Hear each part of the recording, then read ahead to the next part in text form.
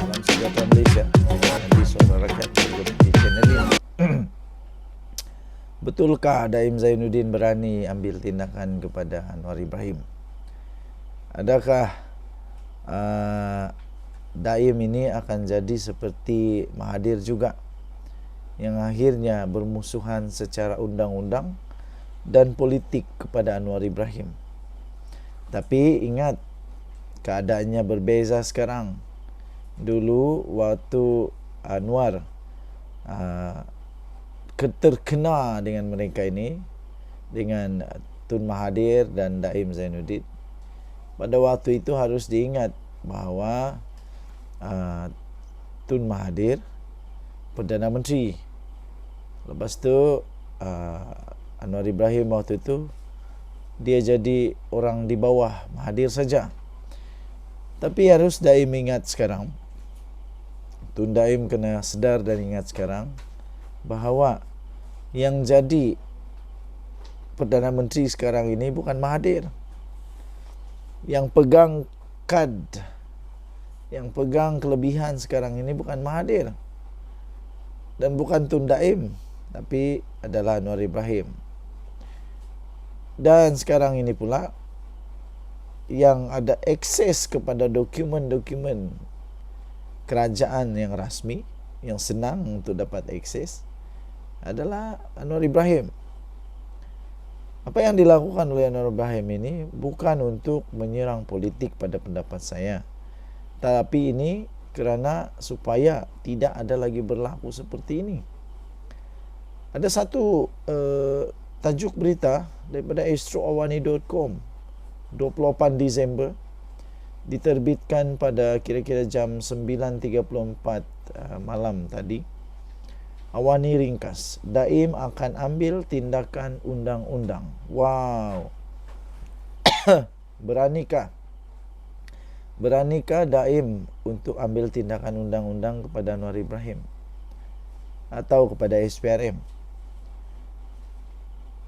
Betul-betul yakinkah? Tapi saya pun mau tengok juga sebenarnya, betulkah Daim Zainuddin ini berani untuk ambil tindakan undang-undang?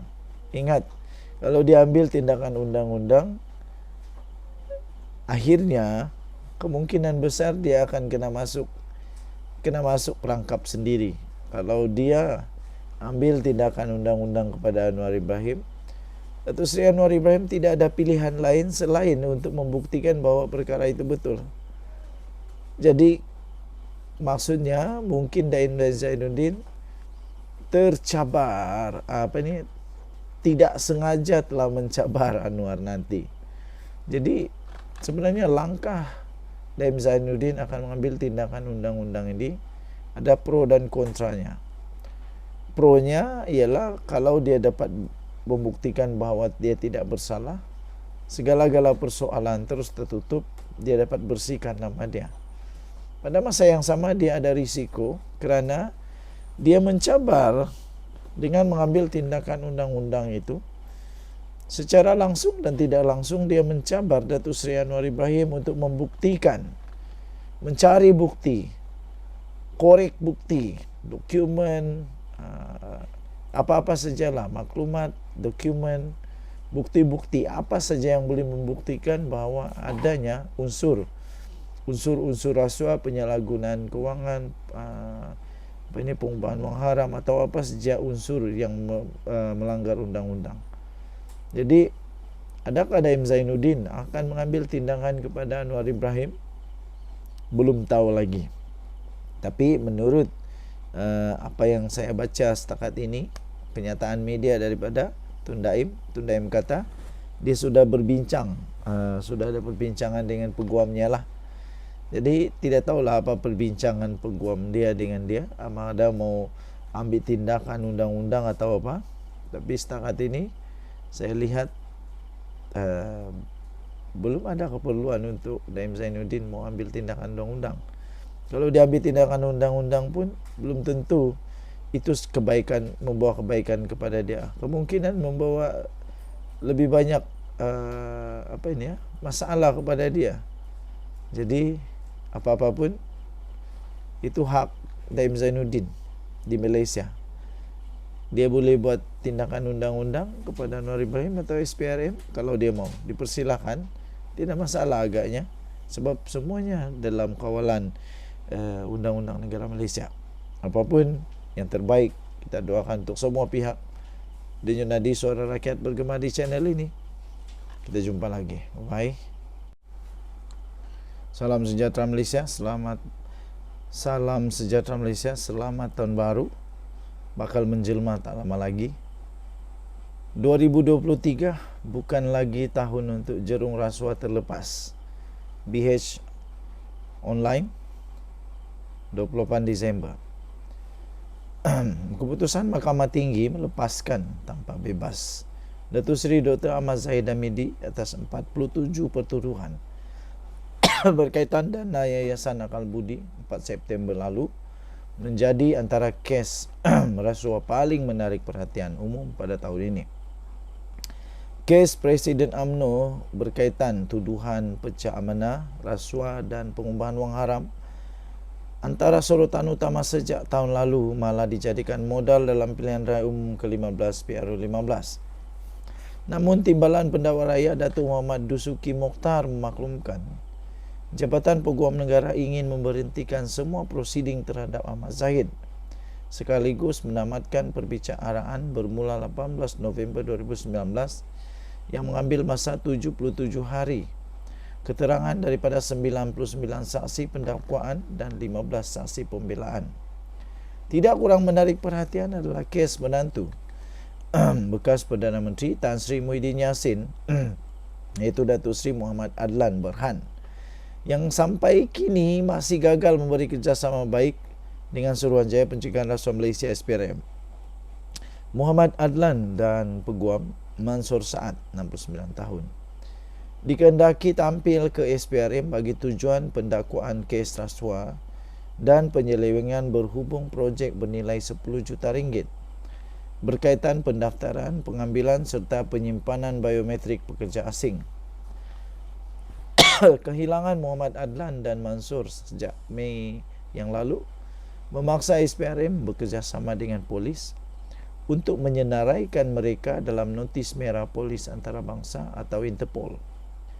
Imej bekas Menteri Pendidikan pula iaitu Datuk Dr. Razi Jidin turut tercalar apabila dua individu termasuk bekas setiausaha politiknya ditahan SPRM bagi membantu siasatan penyelewengan projek kementerian bernilai RM80 juta membabitkan percetakan buku JKAF untuk prasekolah secara rundingan terus.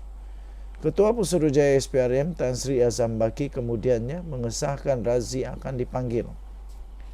Program insentif pengambilan pekerja dan bantuan latihan atau Penjana Kerjaya turut dicemari skandal rasuah apabila puluhan individu ditahan membabitkan kesalahan tuntutan palsu.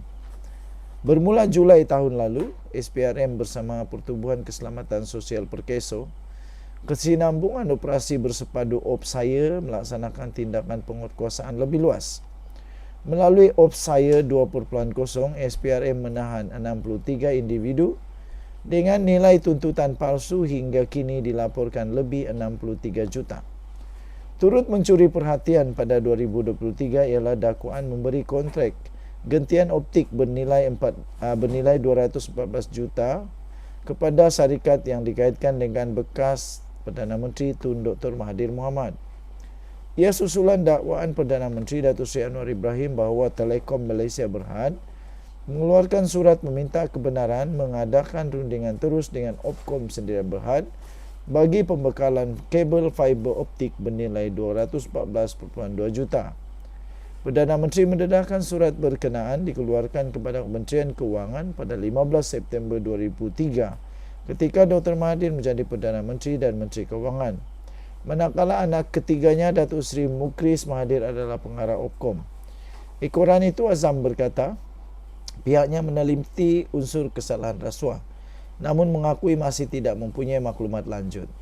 Turut hangat adalah apabila SPRM membuka kertas siasatan membabitkan aduan dakwaan Perikatan Nasional PN menerima dana wang judi ketika PR15, tetapi pada Mei lalu Menteri di Jabatan Perdana Menteri Undang-Undang dan Reformasi Institusi iaitu Datuk Seri Azalin Osman Said maklumkan siasatan SPRM tidak dapat membuktikannya. Pada 18 Julai lalu, siasatan SPRM berhubung kecurian mineral unsur nadir bumi RII dijalankan secara haram di Kedah yang mengakibatkan kerajaan rugi turut mengejutkan ramai.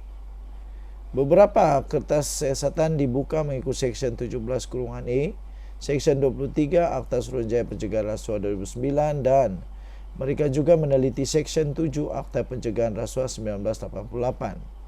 Menteri Besar Datuk Seri Muhammad Sanusi Madnor mengesahkan beliau dan semua exco sudah memberi keterangan kepada SPRM. Ia membawa pendakwaan kepada 2 bekas pegawai kanan kerajaan negeri di bawah pentadbiran Muhammad Sanusi pada 20 November, iaitu bekas Ketua Pegawai Eksekutif Perbadanan Menteri Kedah (MBI) Kedah iaitu Muhammad Sobri Osman 63 tahun dan bekas setiausaha politik kepada Menteri Besar Muhammad Hilmi Abdul Wahab 50 tahun. Antara kes rasuah yang membabitkan orang kenamaan berstatus VVIP juga menggemparkan negara pada Julai lalu. Apabila seorang penganjur konsert bergelar datuk ditahan SPRM di bawah Akta Pencegahan Pengumpulan Wang Haram, Pencegahan Pembianan Keganasan dan Hasil daripada Aktiviti Haram 2001. Suspek yang juga pemilik rangkaian restoran terkenal India disiasat ekoran kekayaan luar biasa dan turut dikaitkan beberapa rangkaian syarikat terbabit, hiburan, hartanah emas serta industri makanan dan minuman. Tuan-tuan dan puan-puan yang dihormati sekalian, panjang lagi, anda boleh baca laporan ini secara lengkap di biharian.com.my bertarikh 28 Disember 2023. 2023 bukan lagi tahun untuk jerung rasuah terlepas. Kita jumpa lagi. Bye-bye.